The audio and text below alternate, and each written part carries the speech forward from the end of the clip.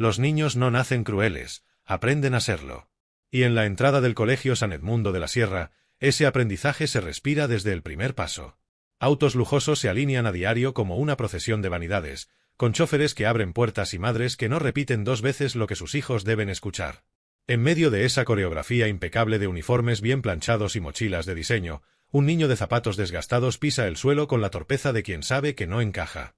Martín, con su cabello ligeramente revuelto y una camiseta limpia pero desteñida, bajó de un autobús urbano 3 calles más abajo y caminó solo hasta el portón. Su madre no podía permitirse otra cosa. Ni un chofer. Ni un coche. Ni tiempo. Ella lo dejó allí esa mañana como todas las demás, con un beso en la frente, una sonrisa cansada y la promesa silenciosa de que todo saldría bien. Luego giró sobre sus talones y se perdió entre los edificios para llegar puntual a su primer turno de limpieza. Nadie la vio. O, mejor dicho, todos aprendieron a no verla. Porque los ojos que habitan el privilegio aprenden a esquivar la presencia de quienes limpian tras ellos. Martín avanzó con paso firme hacia el edificio principal, cargando una mochila raída cuyos cierres ya no funcionaban. Aún así, no parecía avergonzado. Solo concentrado. Como quien sabe que si desvía la mirada, alguien aprovechará para señalarlo. Y efectivamente, como si respondieran a una orden invisible, algunos niños se agruparon cerca del umbral y comenzaron las risas bajas. Las miradas. Los codazos. El murmullo venenoso de la exclusión. Un niño con un jersey de cashmere murmuró algo a otro, y éste soltó una carcajada breve pero estridente. Martín no reaccionó. Ni apretó los puños. Ni aceleró el paso. Ya sabía lo que venía. Lo había vivido desde el primer día. Desde que se atrevió a cruzar ese umbral sin una marca visible en su ropa, sin una historia reconocible por los padres del consejo escolar. Porque en San Edmundo no se educaban niños. Se cultivaban herederos. Hijos de jueces, banqueros, arquitectos, políticos. Martín era un error estadístico. Una anomalía que había conseguido entrar gracias a una beca de integración social. Pero nadie hablaba de eso. Ni siquiera los profesores, que miraban hacia otro lado cada vez que un comentario hiriente se lanzaba como dardo disfrazado de broma. El aula de tercero B olía a libros nuevos, lápices caros y desdén. Martín se sentaba en la última fila, junto a la ventana. No porque quisiera aislarse, sino porque nadie más quería compartir mesa con él. Su cuaderno era pulcro, sus notas impecables, pero eso no importaba. Lo que contaba era que su merienda consistía en un simple sándwich envuelto en papel de aluminio y una fruta. Mientras los demás sacaban envases con sushi, bocadillos gourmet o barritas de proteínas con envoltorios en inglés, él comía en silencio. Y en ese silencio, aprendía. Observaba con una madurez impropia de su edad. Cada gesto, cada palabra, cada mirada de superioridad. Porque aunque nadie se lo dijera, él entendía. No era bienvenido. Y sin embargo, jamás se quejaba. Ni a su madre. Ni a los profesores. Ni siquiera cuando alguien le escondía los cuadernos, le tiraba el almuerzo o hacía bromas sobre su olor a escoba. Él solo los miraba. Y lo más inquietante era que no lo hacía con tristeza, sino con algo que ni los adultos podrían identificar con facilidad: paciencia. Porque mientras los demás jugaban a ser superiores, él trazaba mapas en su mente. Escuchaba. Memorizaba. Anotaba mentalmente las contradicciones de quienes se creían intocables. No por venganza. No por revancha. Sino por entender el mundo al que lo habían arrojado sin previo aviso. Durante el recreo, se sentaba en el banco del fondo del patio. Nadie lo acompañaba. Pero eso le permitía ver todo. Las dinámicas. Las jerarquías. El modo en que un niño dominaba a otro solo por llevar una camiseta más cara. La forma en que las niñas se agrupaban según quien tenía el último modelo de teléfono. Las alianzas forjadas en las fiestas privadas de cumpleaños donde él nunca era invitado. Y entre todo eso, veía también las grietas. Las fisuras diminutas en un sistema que parecía perfecto desde fuera, pero que por dentro crujía con cada gesto de desprecio no corregido. Los profesores no decían nada. A veces lo miraban con lástima, otras con indiferencia. Solo una maestra de música le había preguntado alguna vez si estaba bien. Él respondió que sí, sin dudar. Porque aprendió también que decir la verdad no cambia nada en ciertos lugares. No en un colegio donde la verdad incomoda más que una mentira conveniente. Un viernes por la tarde, colgaron en la cartelera principal un aviso: Semana de las Familias. Cada estudiante debía presentar a sus padres o tutores en una breve exposición frente al curso. Fotos, anécdotas, lo que hacían, lo que significaban para ellos. Martín miró el anuncio sin pestañear. Sabía que ese momento llegaría tarde o temprano. No se sobresaltó. Solo pensó en qué diría. No por vergüenza, sino por respeto. Porque sabía que todo lo que dijera sobre su madre sería recibido con burla, con desprecio, o en el mejor de los casos, con fingida compasión. Los días siguientes transcurrieron con una tensión silenciosa. Algunos comenzaron a preparar cartulinas, presentaciones en tablets, hasta vídeos grabados con drones mostrando las mansiones de sus familias. Martín, en cambio, escribió a mano en una hoja cuadriculada. Una sola hoja. Con letra clara. Sin adornos. Sin exageraciones. Solo lo esencial. Su madre no tendría tiempo para grabar un vídeo ni imprimir fotografías. Pero eso no le quitaba valor. Porque Martín no quería impresionar. Solo quería contar la verdad. La noche antes de su presentación, su madre llegó tarde del trabajo. Él ya estaba acostado. Fingió estar dormido. La escuchó entrar en silencio, dejar las llaves, colgar el abrigo mojado por la lluvia y soltar un suspiro largo, tan largo que parecía arrastrar todos los días de su vida. Luego la oyó caminar hasta su habitación, acercarse a su cama, acariciarle el cabello y susurrar: «Gracias por aguantar todo esto, mi amor». Él no respondió. Solo apretó los párpados con fuerza, tragó saliva y decidió que al día siguiente no mentiría. No más. Aunque lo humillaran. Aunque se rieran. Aunque lo dejaran más solo que nunca. Porque había llegado el momento. Porque alguien tenía que decir quién era realmente esa mujer que cada día desaparecía tras una puerta de servicio y a la que todos fingían no ver. El aula estaba decorada con guirnaldas, carteles coloridos y una mesa central donde cada alumno dejaba algún objeto representativo de su familia. Una camiseta de equipo firmada por un futbolista famoso, una medalla olímpica, una maqueta de un yate privado. Todo era grande. Llamativo. Pulcro. Los niños llegaban acompañados de padres impecables, madres perfumadas y abuelos con trajes a medida.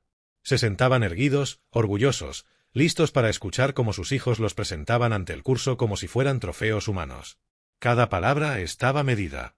Cada presentación era un desfile de logros, viajes y apellidos sonoros. Martín llegó solo. Como siempre. Nadie lo notó al entrar.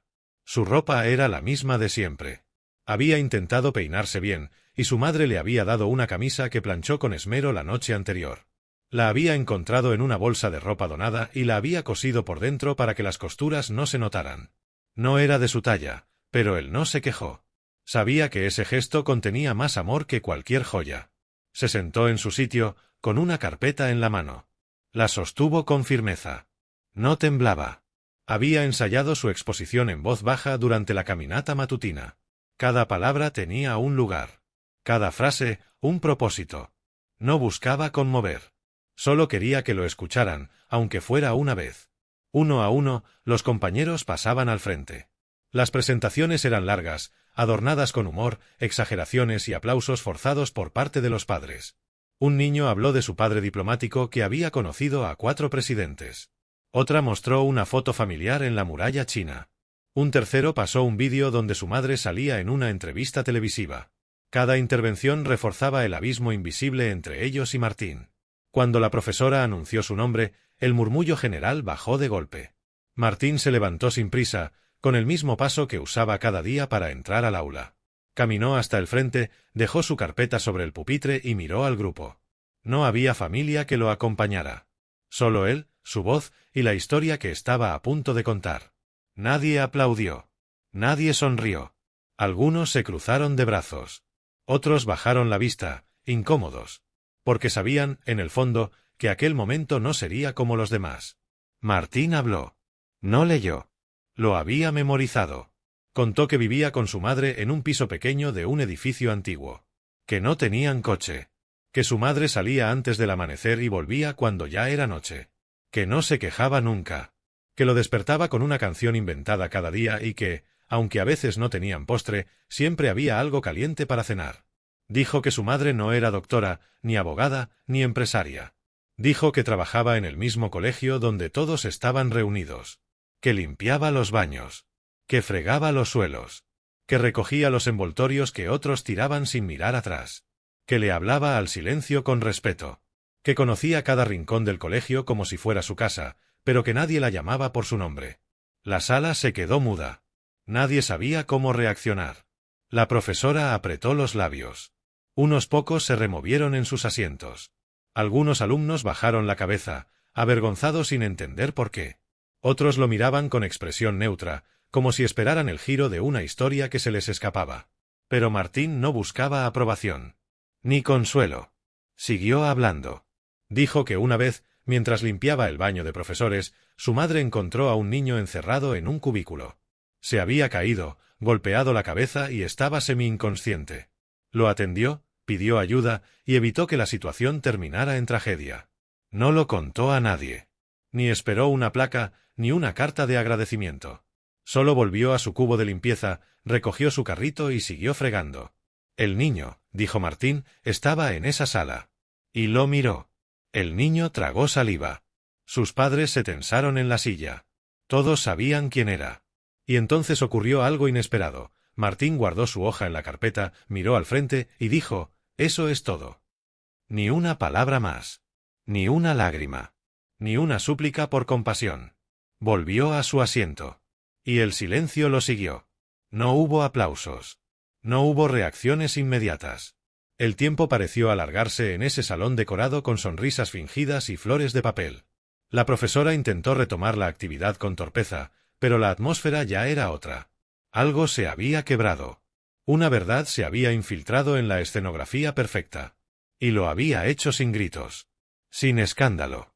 Con la misma dignidad con la que se friega un suelo que todos pisan, pero nadie agradece.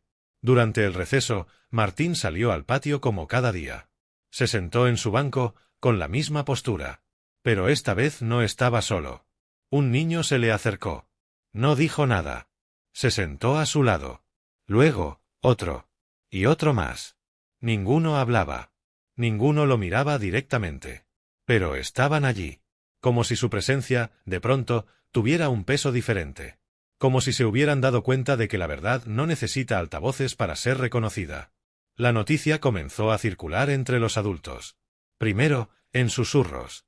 Después, en murmullos más audibles. Y finalmente, en el correo electrónico interno del colegio. Una madre, incómoda, escribió una queja por el contenido inapropiado y emocionalmente perturbador de la presentación del niño Martín. Otra respondió diciendo que quizás ya era hora de enseñarles a sus hijos que el mundo no era solo para los que tenían apellidos largos y cochazos. El correo explotó en respuestas cruzadas, algunas solidarias, otras defensivas, muchas simplemente molestas por tener que pensar en algo más allá del calendario escolar y los uniformes de gala.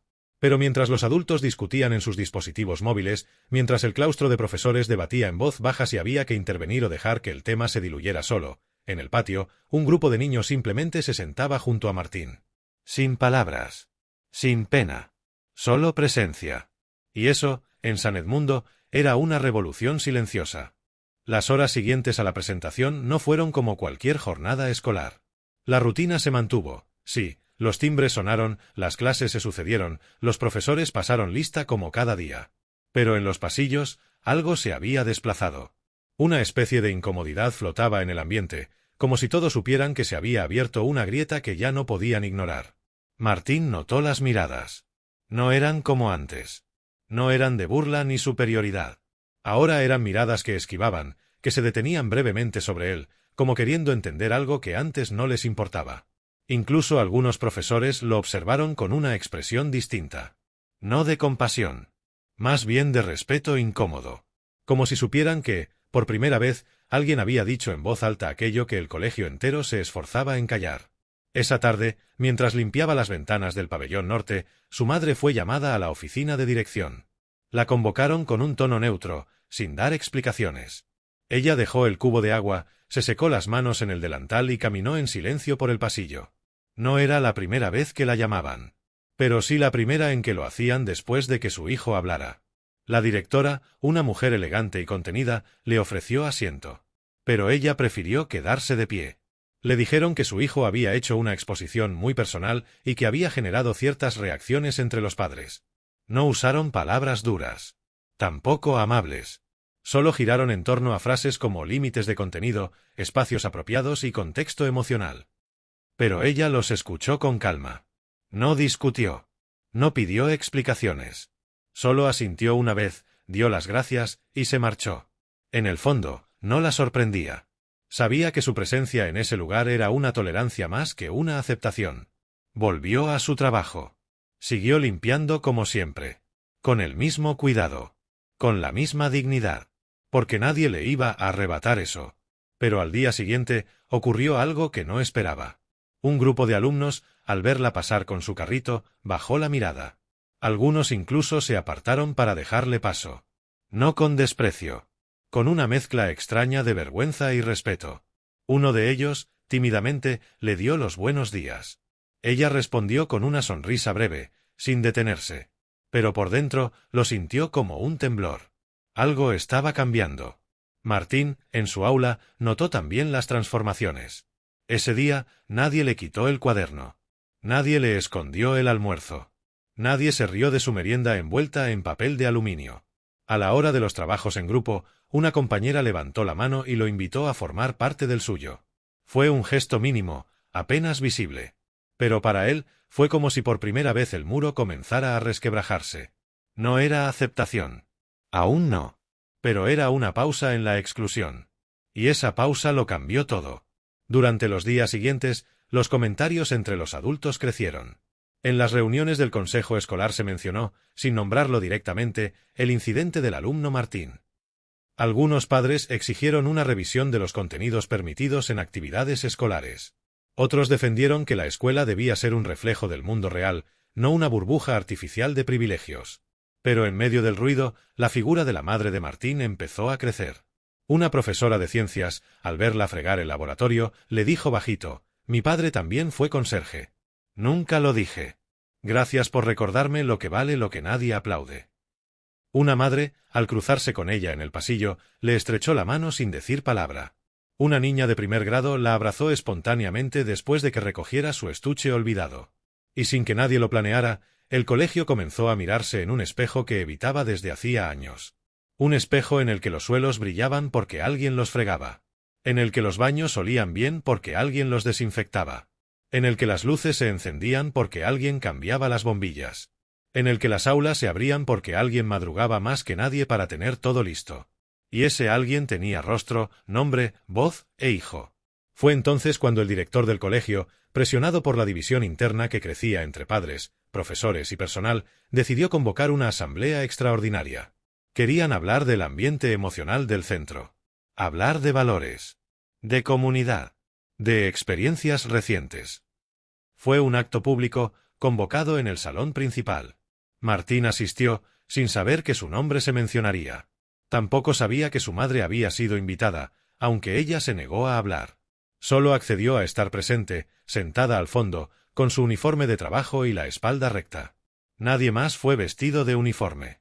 Nadie más olía a lejía. Nadie más tenía las manos ásperas por el jabón industrial. En esa asamblea se sucedieron las palabras vacías de siempre. Discursos sobre inclusión, frases hechas sobre empatía y varias menciones indirectas a la importancia de la diversidad social. Pero entonces, un niño se levantó. Era el mismo al que su madre había salvado en el baño, años atrás. Pidió la palabra, con voz firme. Y sin mirar a nadie en particular, dijo que él no recordaba mucho de lo que ocurrió ese día. Solo que despertó desorientado, con el rostro húmedo por un paño y una voz suave que le repetía que todo estaría bien. Y que esa voz no venía de su madre, ni de su profesora, ni de la enfermera, sino de la mujer que limpiaba los baños. Y que si él estaba vivo, era por ella. Y que si eso no merecía respeto, entonces nada lo merecía. Hubo un silencio tan espeso que pareció detener el aire en la sala. La madre de Martín bajó la mirada. Pero sus ojos estaban llenos, no de tristeza, sino de luz. Porque su hijo había dicho la verdad. Y ahora, otro niño la confirmaba. Sin adornos. Sin intención de quedar bien. Solo con la claridad de quien recuerda lo que realmente importa. Ese día, muchas cosas no cambiaron. Pero otras sí. Y aunque nadie lo admitiera en voz alta, todos sabían que el Colegio San Edmundo de la Sierra ya no era el mismo. Porque cuando se rompe una máscara, no se puede volver a usar.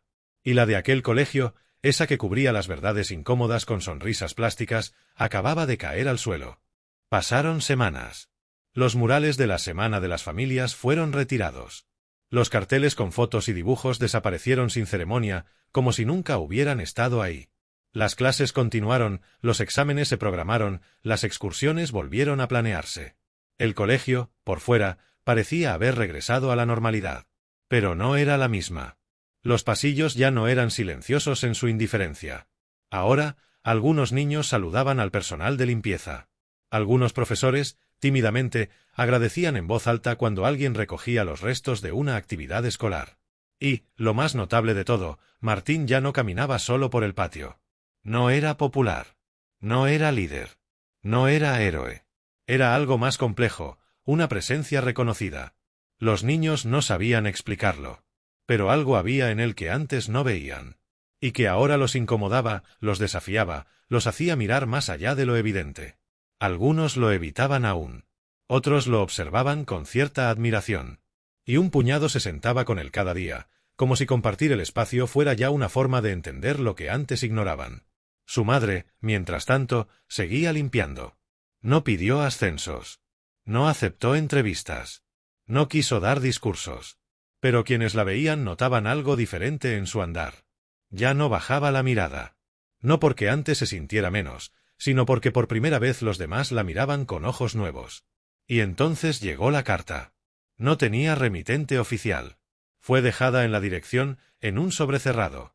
La directora, al leerla, llamó a una reunión urgente con el claustro y el consejo de administración. La misiva, escrita por un grupo anónimo de padres, proponía que el colegio incorporara una nueva actividad mensual, un encuentro con el personal invisible. Así lo llamaron. No con intención peyorativa, sino para resignificar el concepto. Querían que una vez al mes, una clase, elegida al azar, se reuniera con alguien que trabajara en las sombras del sistema escolar, personal de limpieza, mantenimiento, cocina, seguridad. No para aplaudirlos, ni para convertirlos en objeto de estudio, sino para escuchar sus historias, para entender su trabajo, para que los niños supieran quién enciende las luces cada mañana, quién recoge los desechos, quién mantiene los espacios funcionando. Hubo oposición, claro. Algunos padres dijeron que no era el lugar, que sus hijos estaban allí para aprender matemáticas, idiomas, ciencia, no para hacer terapia social. Pero otros defendieron la propuesta con fuerza. Uno de ellos escribió que nunca había escuchado a su hija hablar con tanta emoción como cuando le contó, en voz baja, que la mamá de Martín salvó una vida. Esa frase, repetida en varios correos, se volvió un eco en las reuniones. La mamá de Martín salvó una vida. Una verdad inapelable. Al final, la propuesta fue aprobada. Y el primer encuentro se programó para el mes siguiente. No fue grandioso. No hubo cámaras. Ni discursos. Solo una sala con sillas en círculo, una cafetera, algunos niños y una mujer con el uniforme de trabajo que les habló de su infancia, de su rutina, de las manos agrietadas y del orgullo de hacer lo que hace. Martín estaba allí. No como protagonista. Ni siquiera como hijo. Solo como testigo. Porque en realidad, todo aquello no se trataba solo de él. Se trataba del lugar que ocupa cada persona en un engranaje que suele ignorar a los que lo sostienen. Y mientras el colegio comenzaba ese tímido proceso de abrirse a su propia verdad, algo más sucedía fuera de sus muros. Una exalumna, ahora periodista, había escuchado rumores sobre la historia. Pidió una reunión con la madre de Martín. Quería hacer un reportaje. Ella se negó. No buscaba fama. No quería que su hijo se volviera un símbolo sin su consentimiento. Pero el rumor ya había echado raíces. Y sin nombres, sin rostros, sin detalles, comenzó a circular un artículo titulado La mujer que limpia y salvó una vida en silencio. Se compartió en redes. Se comentó en foros. Y miles de lectores respondieron con mensajes que decían más de ellos que de la historia. Mi madre también fue invisible. Yo nunca agradecí a quien limpiaba mi escuela. Ojalá mi hijo aprenda a ver lo que yo no vi a tiempo. Martín no lo supo de inmediato. Solo notó que, de pronto, la gente saludaba a su madre en la calle. Que en la tienda donde compraban fruta, la dueña les regalaba un par de manzanas porque sí. Que una vecina les dejó en la puerta un abrigo nuevo para el invierno, sin nota. Y que su madre, por primera vez en mucho tiempo, colgó una foto suya en la pared del salón. Una foto sencilla, de carnet, donde aparecía ella con su uniforme. Con la escoba en la mano. Sonriendo. Martín la miró. Y sin decirlo, supo que había ganado. No una batalla. Ni una guerra. sino algo más íntimo, más duradero. Había conseguido que su verdad existiera. Que su madre dejara de ser un fantasma entre los pasillos. Que una vida sencilla, silenciosa, aparentemente insignificante, se volviera ejemplo para quienes creían tenerlo todo. Ese año, cuando terminaron las clases, Martín recibió una mención especial al espíritu comunitario. No era una medalla, ni un diploma oficial. Solo una hoja firmada por el claustro, agradeciendo su aporte humano a la cultura del colegio. La guardó en su carpeta, junto al escrito que había leído el día de la presentación. Y cuando volvió a casa, se la dio a su madre. Ella la leyó. No lloró. No dijo nada. Solo lo abrazó, largo, sin tiempo. Y en ese abrazo, él entendió que hay batallas que se ganan sin aplausos. Solo con verdad. Solo con dignidad. Solo con la certeza de que, a veces, basta una historia para despertar a un mundo dormido. Y esa historia, por mucho que algunos quieran olvidarla, ya había sido contada. Y no se podía borrar.